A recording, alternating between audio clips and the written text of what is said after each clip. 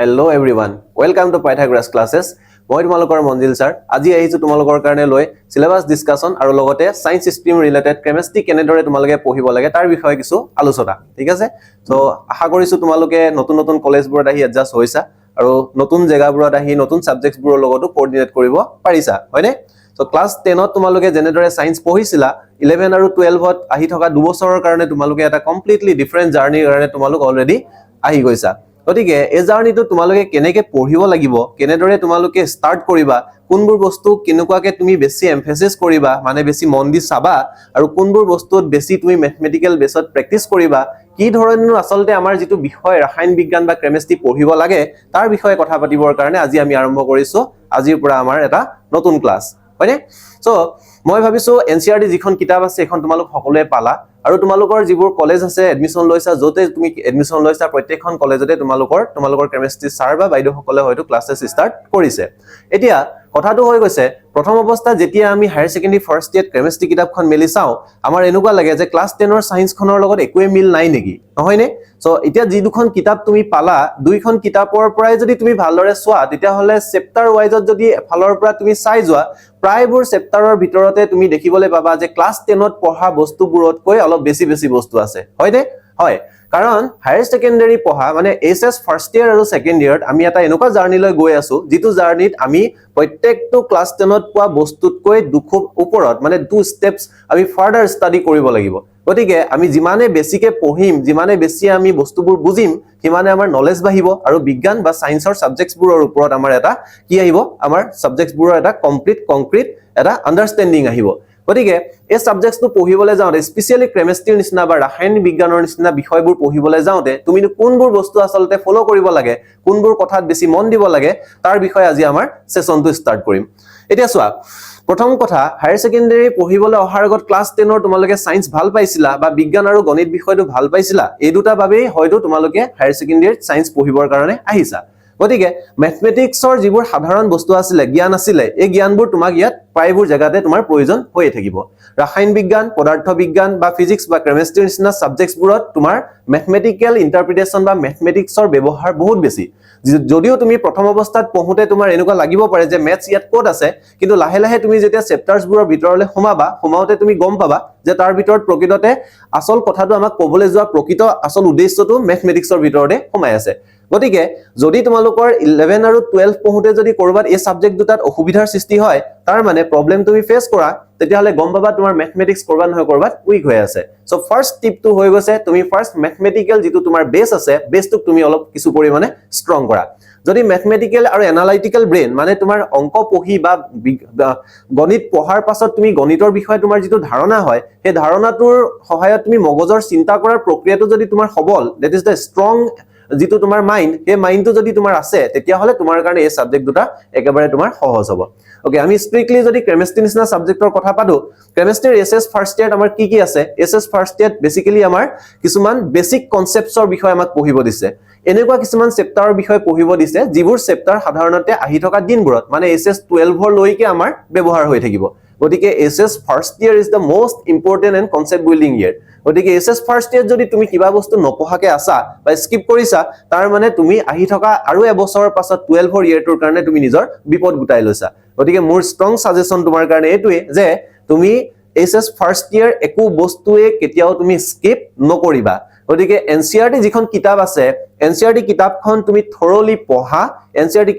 কিতাপখনৰ পৰা 100% কনসেপ্ট তুমি নিজৰ বাবে আয়ত্ত কৰা তুমি প্ৰত্যেকটো বস্তু প্ৰত্যেকটো লাইন বাই লাইন পঢ়ি প্ৰত্যেকটো প্ৰশ্নৰ উত্তৰ লগতে প্ৰত্যেকটো টপিকৰ পৰা তুমি কি বুজাব তোমাক বিচাৰিছে তাৰ এটা নিজৰ আইডিয়া মানে নিজৰ এটা বেসিক কনসেপ্ট তুমি বনাবৰ কাৰণে চেষ্টা কৰিবা আৰু যদি তুমি এই ধৰণে পঢ়া চেপ্টাৰ প্ৰত্যেকটো চেপ্টাৰ যদি তুমি এনসিআৰটিৰ পৰা যদি আনলক কৰা মানে সম্পূৰ্ণৰূপে বুজি উঠা তেতিয়া হলে চাবা হায়াৰ সেকেন্ডাৰী সেকেন্ড ইয়াৰ আহি থকা যেটো তোমাৰ ফাইনাল ইয়াৰ বছৰ এই বছৰটোৰ কাৰণে তোমাৰ যথেষ্টখিনি কাম কমি গুছি গৈছে আৰু আমি যেহেতু সায়েন্স পঢ়িবলৈ আহিছোৱে গতিকে ইয়াত আমাৰ সাগে মনত কৰবাত নহয় কৰবাত অলপ সময়ৰ কাৰণে মনলৈ আহিছে যে আমি আগলে কিছুমান পৰীক্ষা দিম যেনেকৈ নিট হয়নে যেনেকৈ জেডব্লিউ বা কিছুমান ইঞ্জিনিয়াৰিং বা বিভিন্ন ধৰণৰ তোমাৰ নিজৰ পছন্দৰ কেৰিয়াৰ ওৰিয়েন্টেড যিবোৰ পৰীক্ষা আছে পৰীক্ষাবোৰ দিম আৰু ইন্টাৰেষ্টিং কথাটো হৈ গৈছে এছএছ ফাৰ্স্ট ইয়াৰ আৰু সেকেন্ড ইয়াৰ দুইটা কোৰ্সৰ পৰা মিলাই এই পৰীক্ষাবোৰত প্ৰশ্ন আহে আৰু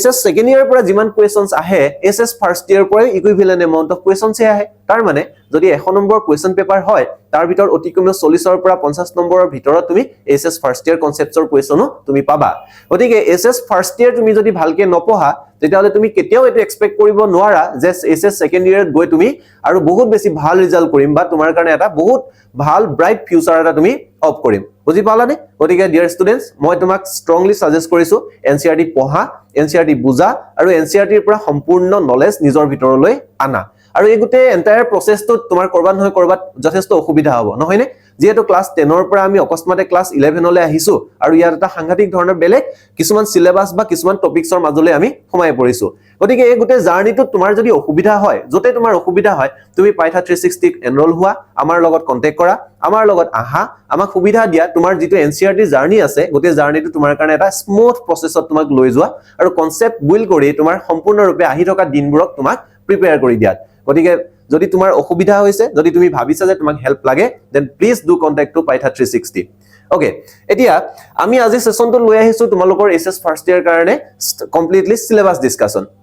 SS ফাৰ্স্ট ইয়াৰ বছৰটোত আমি আসলতে পঢ়িম কি কোনখিনি বস্তু আমি বেছিকে পঢ়িব লাগে আৰু কেনে ধৰণে পঢ়িব লাগে চেপ্টাৰ ওয়াইজ আমাৰ যেটো SS ফাৰ্স্ট ইয়াৰ পৰীক্ষা আহিব এই পৰীক্ষাটোত আমাৰ কোনখিনি কোৱেশ্চনছ বা কোনখিনি চেপ্টাৰৰ পৰা কিমান মাৰ্কছৰ কোৱেশ্চনছ আহিব আৰু এই কোৱেশ্চনছ বোৰ আমি পঢ়িবৰ কাৰণে বা টপিক বোৰ পঢ়িবৰ কাৰণে আমি কোন ধৰণৰ স্ট্ৰেটেজি একচুয়ালি ফলো কৰিম এনেকুৱা কথাৰ ডিসকাশনৰ বাবে আমি সিলেবাস ডিসকাশনটো আমি লৈ আহিছো তো সিলেবাসটোত আমাৰ কি আছে SS ফাৰ্স্ট ইয়াৰ ৰাসায়ন বিজ্ঞানৰ যেটো সিলেবাস এই সিলেবাসটো SS সেকেন্ড ইয়াৰ তুলনাত যথেষ্ট সৰু কিন্তু সবতকে বেছি কনসেপচুৱেল গতিকে SS ফাৰ্স্ট ইয়াৰ কনসেপ্টছ বিল্ড কৰিবৰ কাৰণে তোমাৰ আছে যথেষ্ট ধুনীয়া সময় আছে গতিকে তুমি এটা চেপ্টাৰকে আমি এটা ডিসকাস কৰিম প্ৰত্যেকটো চেপ্টাৰ তুমি আসলে কেনেকুৱা বস্তু পঢ়িব আছে সো ভেৰি ফাৰ্স্ট চেপ্টাৰ প্ৰথম যেটো চেপ্টাৰ আছে চেপ্টাৰটোৰ নাম হৈ গৈছে সাম বেসিক কনসেপ্টছ অফ কেমিষ্ট্ৰি আমাৰ ৰাসায়ন বিজ্ঞানৰ প্ৰথম যেটো চেপ্টাৰ হে চেপ্টাৰটোৰ নামটো হৈ গৈছে যে ৰাসায়ন বিজ্ঞানৰ সাম্যক কিছুমান ধাৰণা বেসিক কনসেপ্টছ মানে যিবোৰ বস্তু লৈ আসলতে কেমিষ্ট্ৰি বিষয়টো আৰম্ভ হৈছে যিখিনি বস্তুৰ ওপৰত নিৰ্ভৰ কৰি আহি থকা বাকি চেপ্টাৰছবোৰ আমি পঢ়িম বুজি পাইছানে গতিকে প্ৰত্যেকটো চেপ্টাৰ পঢ়িবলৈ যোৱাৰ আগত তাৰ যিখিনি আখৰা মানে তাৰ যিখিনি প্ৰেক্টিস বা তাৰ যিখিনি আমি কভাৰ কৰিব লাগে সেই বস্তুবোৰৰ বিষয়ে এই চেপ্টাৰটোত আমাক স্ট্ৰংলি আমাক দিয়া আছে সো এই চেপ্টাৰটোত কি আছে এই চেপ্টাৰটোত আছে আমাৰ এনেকুৱা কিছুমান কনসেপ্ট ফৰ এক্সাম্পল এটা বস্তু আছে আমাৰ ইয়াতে যে ৰাসায়ন বিজ্ঞান বা কেমিষ্ট্ৰি আমি কেনে ধৰণে পঢ়িব লাগে কিয় পঢ়িব লাগে ৰাসায়ন বিজ্ঞানৰ ব্যৱহাৰ ক'ত আছে আসলতে বিষয় এটা পঢ়িবলৈ যোৱাৰ আগত সাবজেক্ট এটা পঢ়িবলৈ যোৱাৰ আগত তুমি ফাৰ্স্ট সাবজেক্টৰ ইউজেস ক'ত আছে বা সাবজেক্টে কেনেকুৱা ধৰণে আমাক সহায় কৰিব কোনবোৰ কথাত তাৰ বিষয়ে আমাক পঢ়িব দিছে ওকে এটা একদম সাধাৰণ বস্তু তোমালোকে তো আমি ডেইলি লাইফত আমি সদায় মেডিসিনছ ইউজ কৰা আমি দেখিছো হয়নে নহয় আমি তোমালোকৰ নিজৰ ক্ষেত্ৰতো আমি তোমালোকে মেডিসিনছ ইউজ কৰিছা সো ৰাসায়ন বিজ্ঞান এটা বিষয় যেটো বিষয়ৰ সহায়ত আমি ব্যৱহাৰ কৰা যিবোৰ মেডিসিন আছে যিবোৰ ঔষধ আছে ঔষধবোৰৰ বিষয়ে আমাক পঢ়িবলৈ দিব হলে ঠিক তেনেকুৱাকে ধৰি ললো এটা উদাহৰণ দিছো এটা তোমালোকে জানা মেলেৰিয়া বেমাৰৰ এটা ঔষধ হৈছে ক্লোৰোকুইন কি হয় ক্লোৰোকুইনৰ ৰাসায়নিক সংকেত কি ই আমাৰ শৰীৰৰ ভিতৰত কি ধৰণে কাম কৰে এটা সাধাৰণ তুমি মেডিসিন এটা তুমি লোৱা এটা গেছৰ ঔষধ এটা কি ধৰণে কাম কৰে এনেকুৱা ধৰণৰ মেডিসিনাল ইম্পৰ্টেন্স কোনবোৰ বস্তুৰ আছে ঔষধি গুণাগুণ কোনবোৰ বস্তুৰ আছে পৰিবেশত পোৱা কোনবোৰ বস্তুত এই ৰাসায়নিক পদাৰ্থসমূহ পোৱা যায় ইয়াৰ বিষয়ে বা এনেকুৱা ধৰণৰ ডিসকাশন আমাৰ এই ফাৰ্স্ট চেপ্টাৰটোৰ ভিতৰত দিয়া আছে আৰু ইয়াক বাদ দিও এই চেপ্টাৰটোৰ ভিতৰত আৰু অলপ ডেপথ নলেজ মানে আমাৰ গুটে কেমিষ্ট্ৰি পঢ়িবৰ কাৰণে যিখিনি আমাৰ গভীৰ অধ্যয়ন লাগে তাৰ বিষয় দিয়া আছে যেনেকে এক্সাম্পল চোৱা নেচাৰ অফ মেটাৰ যে আমাৰ যিবোৰ পদাৰ্থ আছে পদাৰ্থবোৰৰ যিবোৰ প্ৰকৃতিবোৰ কেনেকুৱা লজ অফ কেমিক্যাল কম্বিনেশন আমি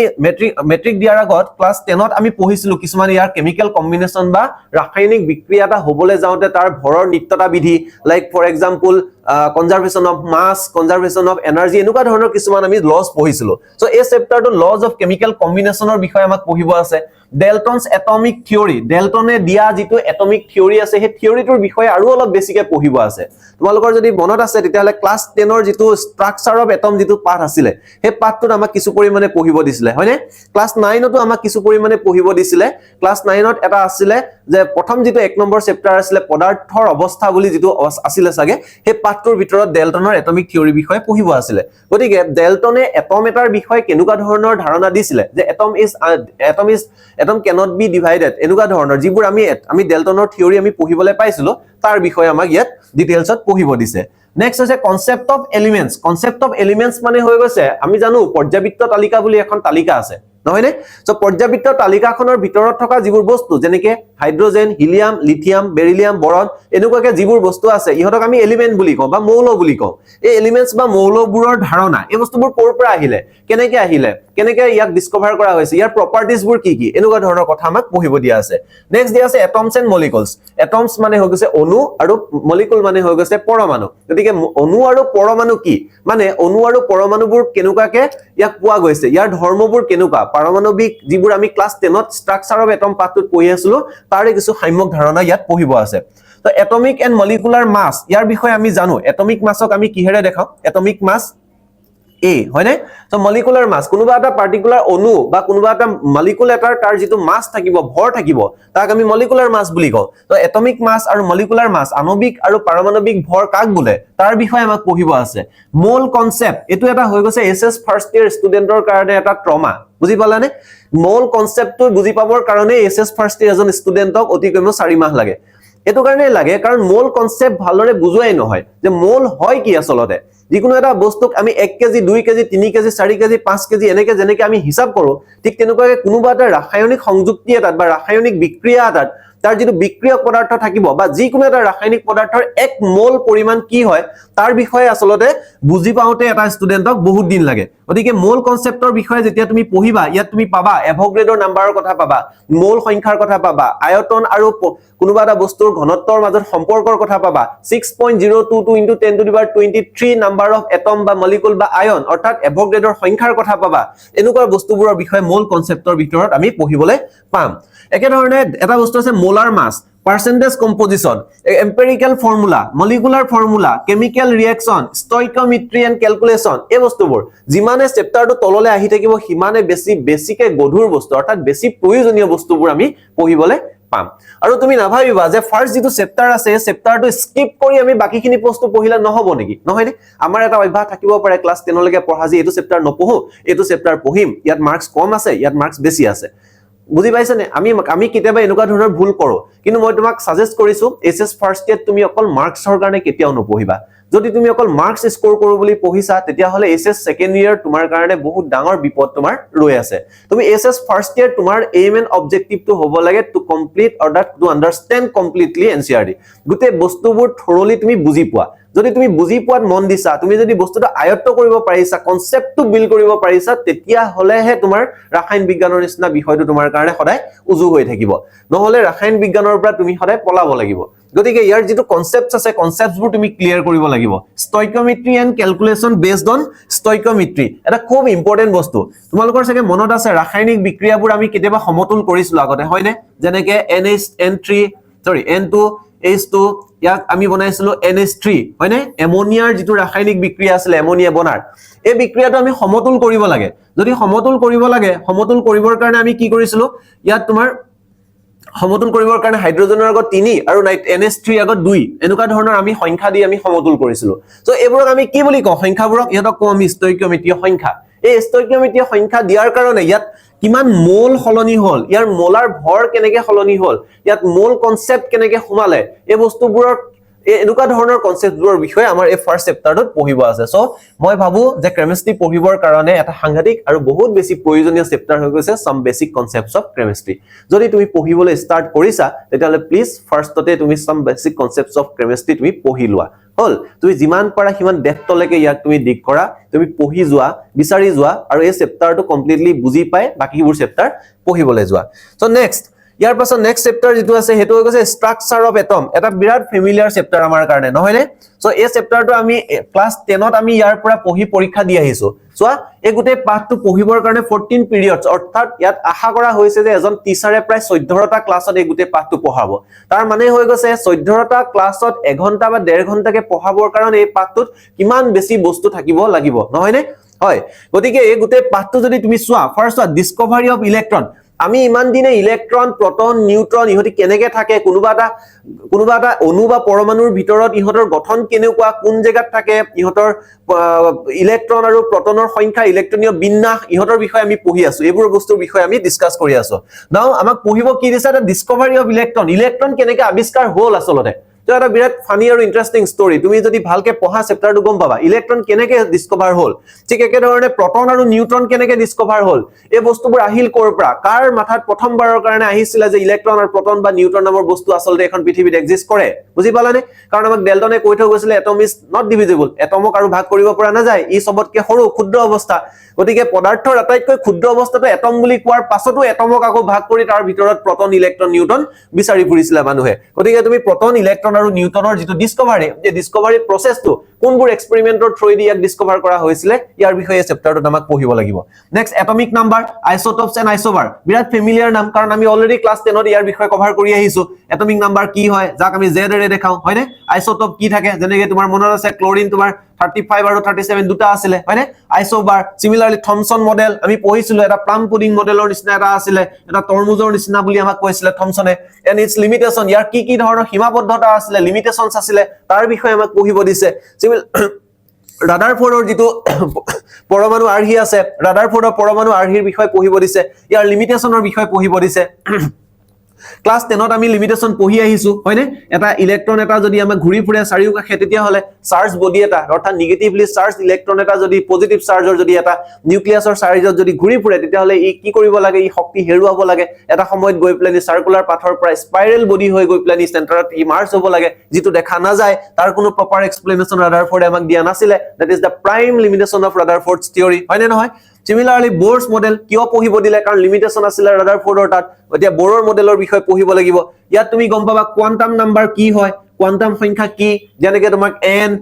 l হয়নে এনেকুৱা ধৰণৰ s এনেকুৱা ধৰণৰ আমাৰ কোৱান্টাম নাম্বাৰ আছিল ml আছিল নে এনেকুৱা ধৰণৰ কেইবাটাও আমাৰ কোৱান্টাম নাম্বাৰৰ বিষয়ে ইয়াত তুমি পঢ়িবলৈ পাবা তুমি গম পাবা এই পাঠটো পঢ়িলে যে এটা এটম বা মলিকুলাৰ ভিতৰখন আচলতে হয় কি তুমি কমপ্লিটলি বুজি পাবা এটম এটাৰ ভিতৰত কি হৈ থাকে এটম এটাৰ ভিতৰত ইলেক্ট্ৰনৰ ষ্টেটাস কি ইলেক্ট্ৰনে জাম্প কেনেকৈ কৰিব পাৰে ইলেক্ট্ৰন হায়াৰ এনাৰ্জিলে কেনেকৈ যায় লোৱাৰ এনাৰ্জিলে কেনেকৈ যায় প্ৰপাৰ এক্সপ্লেনেশন এটো চেপ্টাৰত তোমাৰ আছে next concept of shells and subshells তাৰ মানে অৰবিটেলছৰ কথা কৈছে s orbital p orbital d orbital f orbital এনেকুৱা বস্তুৰ বিষয়ে এটো চেপ্টাৰত আমাক পঢ়িবলৈ দিব dual nature of matter okay one of those topics এটো মই কওঁ যে ss ফাৰ্স্ট ইয়াৰ এবোৰ টপিক যিবোৰ টপিকত তুমি আসলে সবতকে বেছি ৰখ ল'ব লাগে অৰ্থাৎ তুমি সবতকে বেছি বুজি ভাল পাব লাগে গতিকে এটো এটা হৈ গৈছে dual nature of matter তুমি জানানে এখন পৃথিৱীত প্ৰত্যেকটো বস্তুৰে dual nature আছে আমাৰ মানুহৰো dual nature আছে অৰ্থাৎ আমাৰ ভাল আৰু বেয়া দুটা স্বভাৱ আছে নে নাই গতিকে আমি যেহেতু একেটা টাইমতে ভাল আৰু বেয়া দুটা স্বভাৱ আমি লগত কেৰি কৰো গতিকে আমাক dual character বা dual nature বুলি কোৱা হয়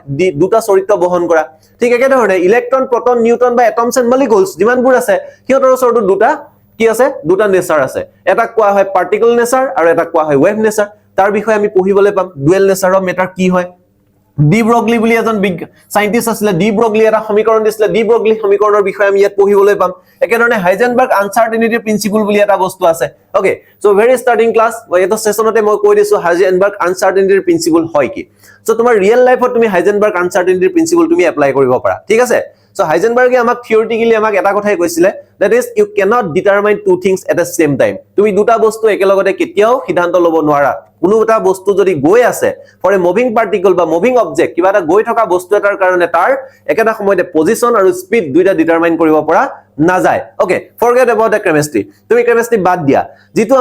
আমাৰ যেটো আনসাৰ্টেনিটি প্ৰিন্সিপল আছে এই প্ৰিন্সিপলটো আমাৰ ডেইলি লাইফত আমাৰ সদায় ইউজ হয় হয়নে নহয় সো তুমি এটা সায়েন্স পঢ়িবলৈ আহিছা তো সায়েন্স পঢ়িবলৈ আহোতে U cannot determine two things at the same time তোমাৰ এটা সময়ত যিকোনো টাইমত এটা কাম হে হ'ব অৰ্থাৎ তুমি যদি পঢ়িছা ষ্টাডি কৰিছা তুমি কনসেপ্ট বুইল কৰিছা দেন তোমাৰ ফেইল হোৱাৰ চান্সেস 0 বুজি পালানে তুমি যদি বস্তুটো বুজিছা কমপ্লিটলি যদি নিজৰ ভিতৰলৈ লৈ লৈছা দেন কেমিষ্ট্ৰি তোমাৰ ভিতৰলৈ সোমোৱাৰ চান্সেস 100% অৰ্থাৎ একেটা সময়তে তুমি পাস হোৱা আৰু ফেইল হোৱাৰ চান্সেসৰ ভিতৰ যিকোনো এটা হে আছে যদি নাই পঢ়া U cannot pass you will fail যদি তুমি পঢ়িছা you will pass you cannot fail অৰ্থাৎ you cannot determine two things at the same time so eto so ekta very relative amar regular life or logot birat dorkari so next to is a concept of orbital birat dorkari eta bostu orbitalor bishoy tumi yat janiba s orbital p orbital d orbital f orbital enuka dhoroner chemistry kisuman bostu ase pori birat bhal lage এসুৰ কৰিছো তোমাক যে এটো পঢ়িবৰ কাৰণে অৰবিটেলছৰ বিষয় concept লবৰ কাৰণে বিৰাট বেছি ভাল আৰু আমাৰ যিখন ৰাসায়নিক বিজ্ঞান বা কেমিষ্ট্ৰি আছে কেমিষ্ট্ৰিখন বিৰাট colourful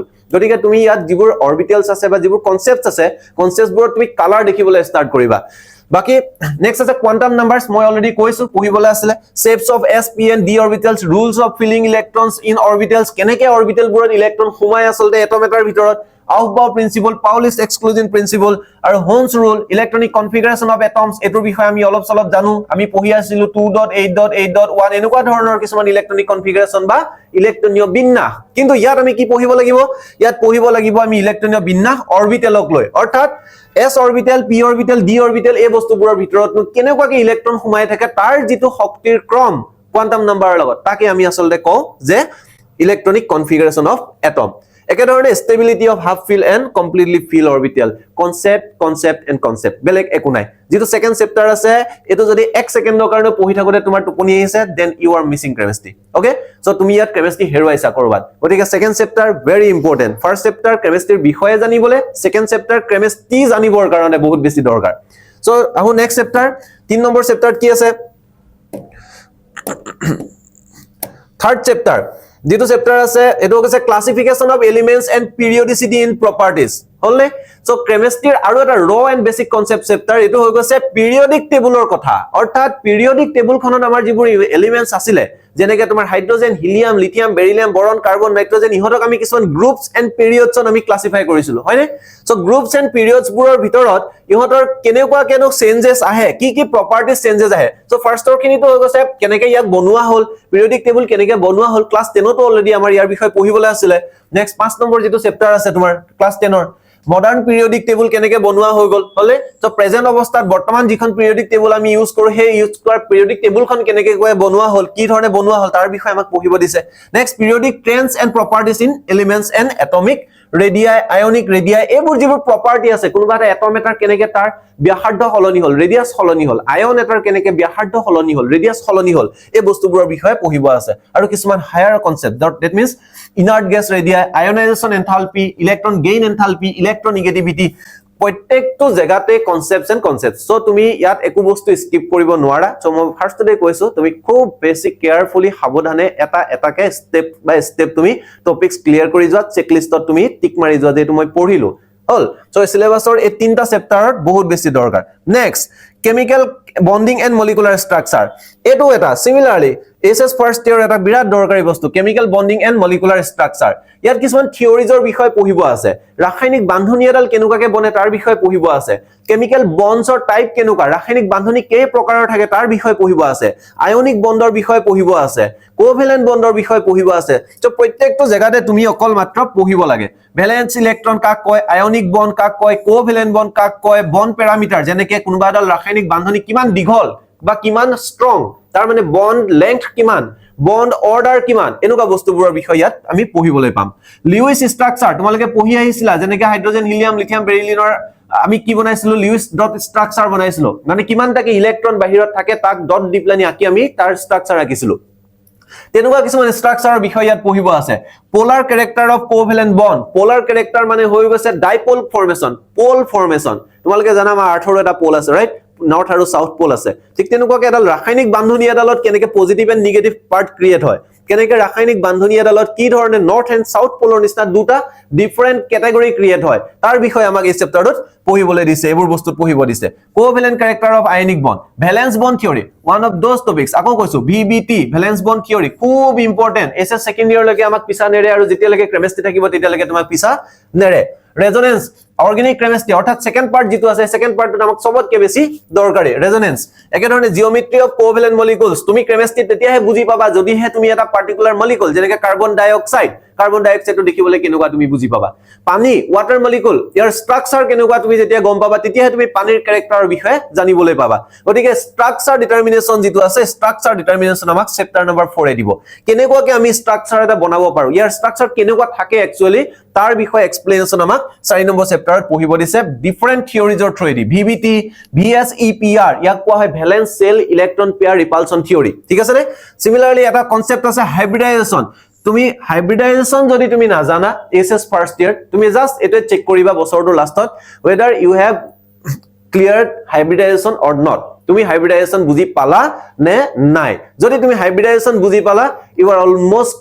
done to the SS second year, মানে তুমি সেকেন্ড ইয়াৰলৈ যাব পাৰা, বুজি পালা নে? সো হাইব্ৰিডাইজেশন এটা এনেকুৱা টপিক যেটো টপিক যদি এৰি থৈ যায় সেকেন্ড ইয়াৰত গৈ তুমি বহি থাকিব লাগিব, অৰ্থাৎ তুমি বস্তুবোৰ বুজি নাপাবা। Involving s p and d অৰবিটেলস, কেনেকৈ আমাৰ হাইব্ৰিডাইজেশন হয়, শেপস কেনেকৈ চেঞ্জ হয় হাইব্ৰিডাইজেশনৰ লগত, এটা আছে মলিকুলাৰ অৰবিটেল থিওৰি MOT যেতিয়া তুমি ভ্যালেন্স বন্ড থিওৰি আৰু হাইব্ৰিডাইজেশ্যন বুজি পাবা molecular orbital theory will be quite easy for you so molecular orbital theory homonuclear diatomic molecule কেনেকুৱা হয় হাইড্ৰোজেন বন্ডিং কি হয় বুজি পালানে এই বস্তুবোৰৰ বিষয়ে ডেপথ কনসেপ্টত আমাক এসএস ফাৰ্ষ্ট ইয়াৰ আমাক পঢ়িব দিছে চেপ্টাৰ নম্বৰ 4 ত লাষ্ট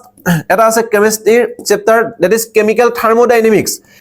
থাৰ্মোডাইনামিক্স এটা চেপ্টাৰ যিটো এটা চেপ্টাৰ এসএস সেকেন্ড ইয়াৰ পঢ়ালৈকে লৰাছলিৰ ক্লিয়াৰ নহয় দ্যাট ইজ হাইলি কনসেপচুৱেল এই গুটে কিতাপখনৰ ভিতৰত যদি বহুত বেসিক কনসেপচুৱেল চেপ্টাৰ আছে then it is chemical thermodynamics So thermodynamics তুমি বুজি পাবৰ কাৰণে তুমি এটা কমপ্লিট সিস্টেম অৰ্থাৎ কমপ্লিটলি ৰাসায়নিক প্ৰক্ৰিয়াৰ বিষয়ে তুমি গোটেই বস্তুবোৰ বুজিব লাগে গতিকে তুমি কেমিক্যাল থাৰ্মোডাইনামিক্স যেতিয়া পঢ়োতে তুমি বিৰাট সাৱধান হ'বা chemical thermodynamics is a combination of chemistry and mathematics অৰ্থাৎ ম্যাথছ আৰু কেমিষ্ট্ৰি দুইটা বস্তু ইয়াৰ ভিতৰত সোমাই থাকে গতিকে ইয়াৰ কনসেপ্টছ ক্লিয়াৰ কৰাটো ইমান সহজ নহয় সহজ এটো কাৰণে নহয় কাৰণ তুমি বহুত ডেপথলৈকে চিন্তা কৰিব পাৰিব লাগে তুমি যেতিয়া থাৰ্মোডাইনামিক্স পঢ়িবা প্লিজ অলপ টাইম লৈ পঢ়িবা তুমি বহিবা শান্তকে বহিবা কেতিয়াও তুমি উত্থপ্তম নকৰিবা পৰীক্ষাৰ আগদিনা থাৰ্মোডাইনামিক্স পঢ়িব নালাগে বুজি পালানে তুমি গোটেই বছৰটোৰ ভিতৰত এটা এনেকুৱা টাইম পিৰিয়ড লবা যিটো টাইম পিৰিয়ডত থাৰ্মোডাইনামিক্সক তুমি দিব পাৰা তুমি যিমানে থাৰ্মোডাইনামিক্সক টাইম দিবা সিমানে থাৰ্মোডাইনামিক্সে তোমাক উল্টাই কনসেপ্ট দিব ওকে সো বেসিক ইমান বেছি ডিফিকাল্ট বুলি ভাবি লব নালাগে ষ্টাৰ্টিংতে সো যদিও মই কৈছো so concepts of system and types of systems এটা এটা কমপ্লিট ডিফাৰেন্ট ফেজৰ এটা ক্যাটেগৰী এটা চেপ্টাৰ গতিকে মই ইয়াক কৈ আছো এটো কাৰণে যে সিস্টেম বুলি এটা বস্তু আছে আৰু সিস্টেমছৰ টাইপছ কেনেকুৱা থাকে তাৰ বিষয়ে আমাৰ এই চেপ্টাৰটোত পঢ়িব লাগিব এটা সৰু এটা ডেমো এক্সাম্পল এটা দি থৈছো তোমাক যে ধৰি ললো এটা কেমিক্যাল ৰিঅ্যাকশন এটা কৰিছো A + B এ কি বনিছে C নামৰ এটা প্ৰডাক্ট বনিছে সো এই ৰিঅ্যাকশনটো আমি কি কন্ডিশনত কৰিব পাৰো ইয়াত আমি কি কৰিব পাৰো এটা এটা মুখত একো হাফৰ নলুগাকে ওপেন অৱস্থাত কৰিব পাৰো ইয়াক কোৱা হয় ওপেন সিস্টেম হৈ গল যে ধৰি ললো ইয়াক আমি কি কৰিব পাৰো মুখখন বন্ধ কৰিব পাৰো বন্ধ কৰি প্লানি আমি কোনবা এটা সম্পূৰ্ণ আবদ্ধ completely isolated part বস্তু এটাৰ ভিতৰত ভৰাই দিব পাৰো so it is a isolated system এনেকুৱা ধৰণৰ আইসোলেটেড সিস্টেম ওপেন সিস্টেম বুজি পালা নে ক্লোজ সিস্টেম এনেকুৱা ধৰণৰ ডিফাৰেন্ট টাইপছ অফ সিস্টেমছৰ বিষয়ে চেপ্টাৰটোত আমি পঢ়িবলৈ পাম surrounding work heat energy extensive and intensive property state function different সব সবৰে এটা ডেফিনেশন আছে এইবোৰ ডেফিনেশন ওয়াইজ তুমি পঢ়িব লাগিব যে প্ৰত্যেকটো বস্তু কি হয় আসলতে তুমি ইয়াত কি বিচাৰিবা ফাৰ্স্ট তো বিচাৰিবা যে এটো কি হয় হোৱাট ইজ দিস তে নেক্সট তো হ'ব ইয়াৰ কনসেপ্ট বুজিবৰ কাৰণে why it is বুজি পালানে এই বস্তুটো হয় কিহৰ কাৰণে এই বস্তুটো আমাক পঢ়িব দিছে নেক্সট তুমি ইয়াৰ এপ্লিকেশন চাব লাগিব যে ইয়াক বস্তুবোৰ আমি ব্যৱহাৰ ক'ত কৰিম আসলতে সো হোৱাট why আৰু এপ্লিকেশন এই তিনটা বস্তুৰ ভিতৰত তোমাৰ থাৰ্মোডাইনামিক্স আদায় হৈ যাব সো ইয়াত বহুত ডেপথ কনসেপ্ট আছে similarly first law of thermodynamics internal energy enthalpy heat capacity specific heat capacity measure of UH Hess law এনেকুৱা ধৰণৰ কনসেপচুৱেল কিছুমান টপিকস আছে okay so first law of thermodynamics ৰ বিষয়ে আমি আগতে পঢ়িছো মই জাস্ট এটা সৰু এটা লাইনত মই সাম আপ কৰিম এটো হৈ গৈছে ফাৰ্স্ট ল অফ থাৰ্মোডাইনামিক্স আমাক কয় যে এনাৰ্জি cannot be created ঠিক আছে না energy cannot be created nor be destroyed অৰ্থাৎ তুমি এনাৰ্জি তুমি কেতিয়াও বনাবও নোৱাৰা এনাৰ্জি তুমি ধ্বংস কৰিব নোৱাৰা it can be only transformed from one form to another এটা অৱস্থাৰ পৰা বেলেগ এটা অৱস্থালৈ ইয়াক মাত্ৰ ৰূপান্তৰিত কৰিব পৰা যায় সো ইয়াৰ বিষয়ে আমি আগতে পঢ়িছো মেট্ৰিকত পঢ়িছো নিউটনৰ টাইমত পঢ়িছো হয়নে গতিকে এই যেটো থিওৰি আছে ফাৰ্স্ট ল অফ থাৰ্মোডাইনামিক্স এই থিওৰিটোক লৈ আমি ডিফাৰেন্ট এসপেক্টস অৰ্থাৎ ডিফাৰেন্ট আমি ইয়াত কি কৰিব পাৰো নিজৰ ইন্টাৰপ্ৰিটেশন দিব পাৰো এটা সোৱা কোনোবা এজন এটা বস্তু পাৰ্টিকুলাৰ অবজেক্ট এটা আমি ধৰি ললে এটা যিকোনো বস্তু লিভিং অৰ্গানিজম এটা তুমি লৈ লোৱা তুমি মানুহকে লৈ লোৱা মানুহ এজন যেতিয়া মৰাৰ পাছত তোমাৰ কি হয় মানুহজনৰ কি হয় মানুহজনৰ গাত থকা যিবোৰ বায়োলজিক্যাল এনাৰ্জি আছে বায়োলজিক্যাল এনাৰ্জিবোৰ এটা different types of form of এনাৰ্জিলে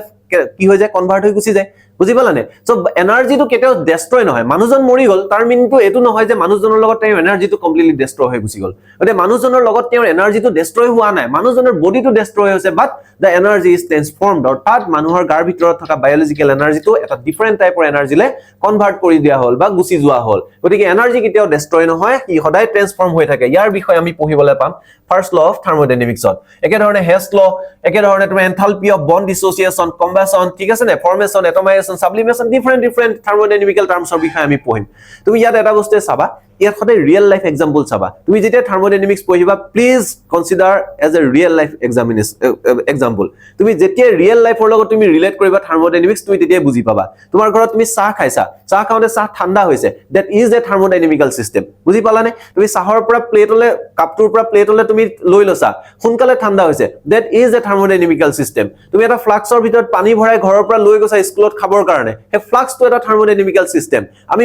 মানুহৰ গাৰ ভিতৰত এনাৰ্জি আছে হিট নিহিত আছে নে নাই আমি মানুহ নিজে এটা থাৰ্মোডাইনামিক্যাল সিস্টেম আমাৰ পৃথিৱীখনৰ সাৰাউণ্ডিংত থকা যেটো ইউনিভাৰ্স আছে ইউনিভাৰ্স ইটসেলফ ইজ এ থাৰ্মোডাইনামিক্যাল সিস্টেম গতিকে আমি সদায় আমাৰ ওচৰে পাজৰে সাৰাউণ্ডিংৰ লগত আমি যেতিয়া মিলাই চাম থাৰ্মোডাইনামিক্স আমাৰ কাৰণে সদায় ইজি হ'ব সিমিলাৰলি সেকেন্ড ল অফ থাৰ্মোডাইনামিক্স আৰু থাৰ্ড ল অফ থাৰ্মোডাইনামিক্স আৰু ইয়াত কেইটামান বস্তু আছে স্পন্টেনিয়াছ এণ্ড নন স্পন্টেনিয়াছ খুব ইম্পৰ্টেন্ট সেকেন্ড ইয়াৰ কাৰণে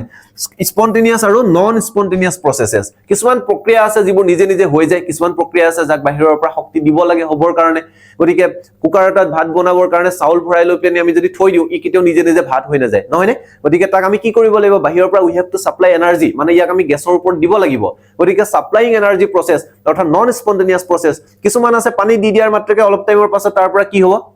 spontaneously reaction হবৰ কাৰণে স্টাৰ্ট কৰিব অটোমেটিক্যালি ৰিঅ্যাকশন হ'ব those are spontaneous process গতিকে এই বস্তুবোৰৰ বিষয়ে আমাক এই চেপ্টাৰটোত পঢ়িবলৈ আছে খুব ভাল লগা দেখ কনসেপ্টৰ এটা চেপ্টাৰ তুমি যদি ভালদৰে পঢ়া তেতিয়া হলে বিৰাট বেছি ভাল পাবা এছএছ ফাৰ্স্ট ইয়াৰ থাৰ্মোডাইনামিক্স পঢ়ি সাধাৰণতে ভাল পাব লাগে if you are opting for science হল সো তুমি যদি পঢ়িব বিচাৰিছাই তেতিয়া হলে তুমি ভাল পাব লাগে নেক্সট আছে ইকুইলিব্ৰিয়াম থাৰ্মোডাইনামিক্স অলপ বুজি পোৱাৰ পাছত তুমি ইকুইলিব্ৰিয়াম চেপ্টাৰটো বুজি পাবা গতিকে ইকুইলিব্ৰিয়ামৰ ভিতৰত আমাৰ কিছুমান ৰাসায়নিক বিক্ৰিয়াৰ কথা আছে যিবোৰ ৰাসায়নিক বিক্ৰিয়া সাধাৰণতে সাম্য অৱস্থাত থাকে অৰ্থাৎ ইকুইলিব্ৰিয়াম ষ্টেটত থাকে অৰ্থাৎ এটা এনেকুৱা এটা সিচুৱেচন আহে ৰাসায়নিক বিক্ৰিয়াবোৰত যেটো অৱস্থাত ৰিঅ্যাক্টেন্ট আৰু প্ৰডাক্ট দুইটা প্ৰায় কি হৈ যায় সমান হৈ যায় অৰ্থাৎ দুইটাৰ পৰিমাণ সমান থাকে এনেকুৱা অৱস্থাত ৰিঅ্যাকশনটো কি বুলি কম আমি ৰিঅ্যাকশনটো কোনফালে হৈ আছে ৰিঅ্যাক্টেন্ট অৰ্থাৎ বিক্ৰিয়কৰ পৰা বিক্ৰিয়াজাত অৰ্থাৎ প্ৰডাক্টলৈ গৈ আছে নে প্ৰডাক্টৰ পৰা ৰিঅ্যাক্টেন্টলৈ হৈ আছে ইয়াক ডিটাৰমাইন কৰিব পৰা নাযায় গতিকে এনেকুৱা ষ্টেট এটাত বা এনেকুৱা অৱস্থা এটাত ৰাসায়নিক বিক্ৰিয়াটোৰ লগত কি হৈ থাকে সেই বস্তুটো এক্সপ্লেইন কৰিবৰ কাৰণে যেটো chapter that is da ইকুইলিব্ৰিয়াম chapter হৈ গল তো ইয়াত আমাৰ কি পঢ়িম আমি ইকুইলিব্ৰিয়াম ফিজিক্যাল আৰু কেমিক্যাল প্ৰসেसेস অৰ্থাৎ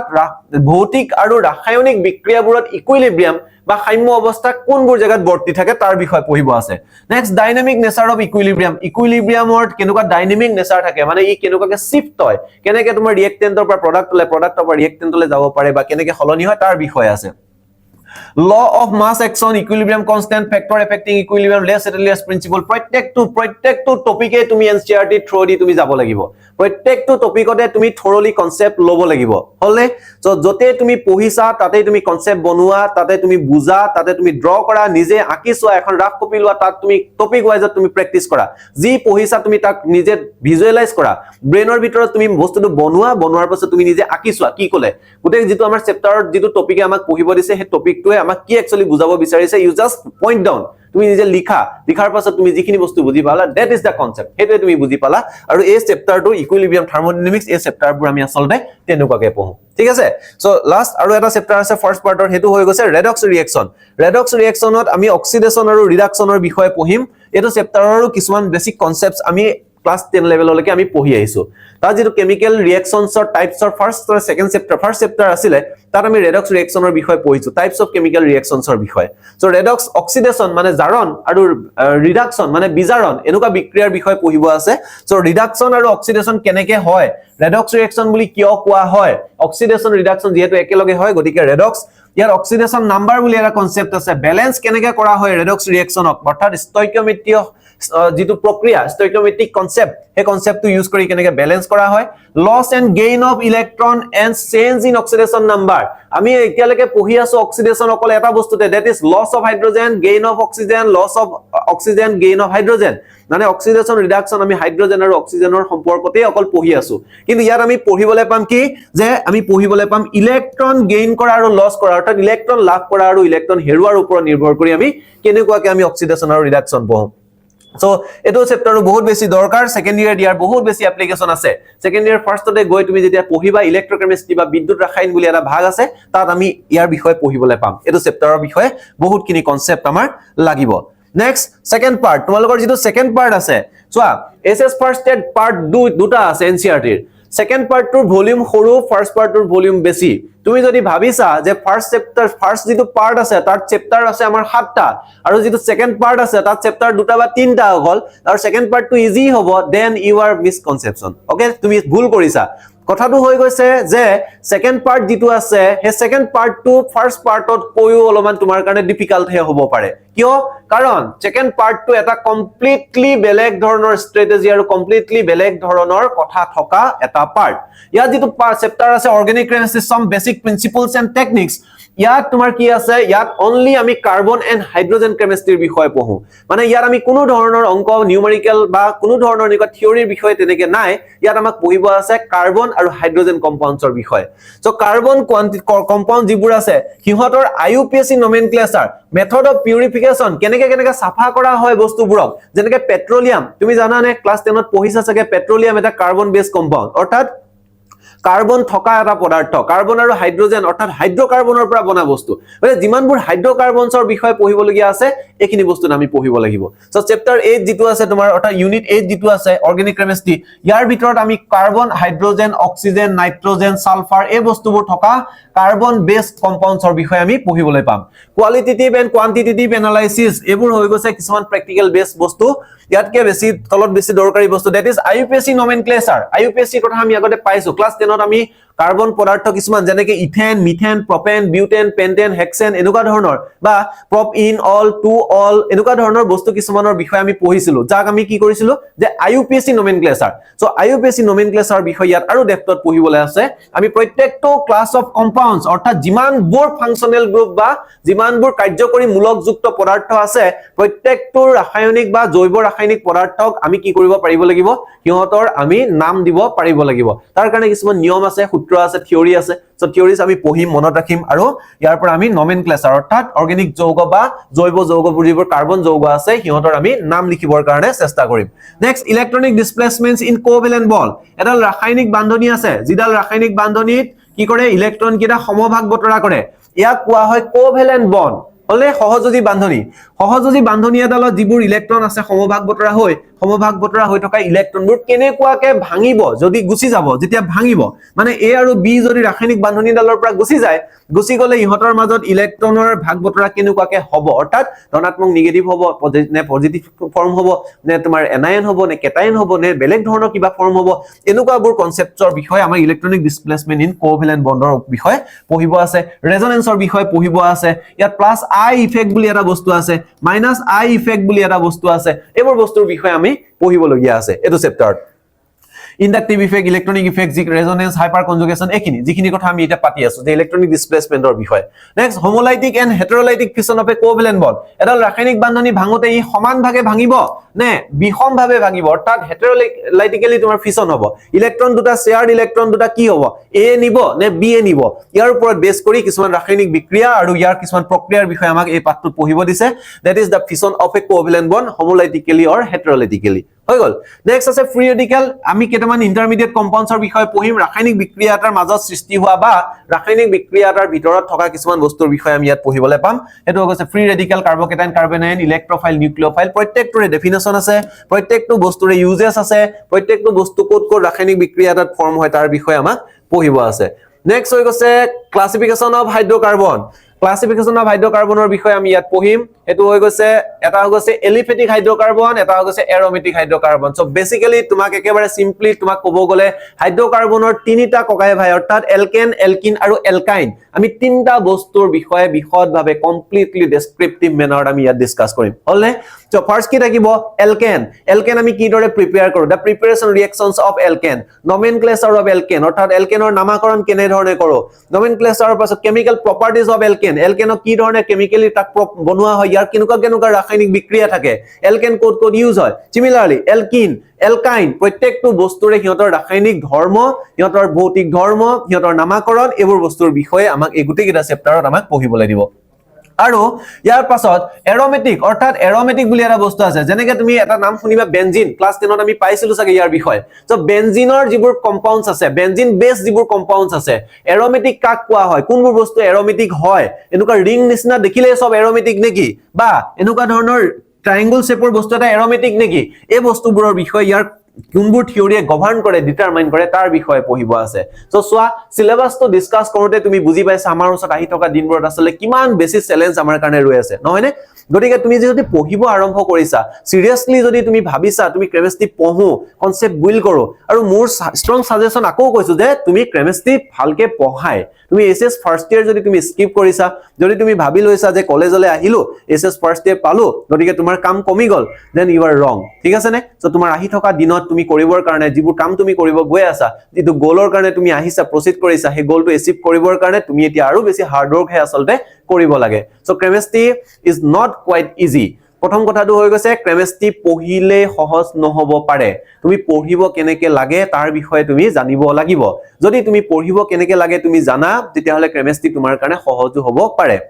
গতিকে তোমাৰ যেটো জাৰ্নি আছে এই জাৰ্নিটো যদি তুমি কিবা অসুবিধা পাইছা দেন প্লিজ আমাৰ লগত কন্টাক্ট কৰা আমি তোমাক দিম ৰাস্তা যে কেনেকে কেমিষ্ট্ৰি আসলতে পঢ়িব লাগে আমাৰ লগত এনৰোল হৈছোৱা আৰু মোক এটা সুবিধা দিয়া যে তোমাৰ যেটো জাৰ্নি হে জাৰ্নিটো মোৰ ফালৰ পৰা তোমাৰ কাৰণে কন্ট্ৰিবিউট কৰিবৰ কাৰণে so syllabus discussion and tips and ট্ৰিক্সত ইমানে আজিলে থ্যাংক ইউ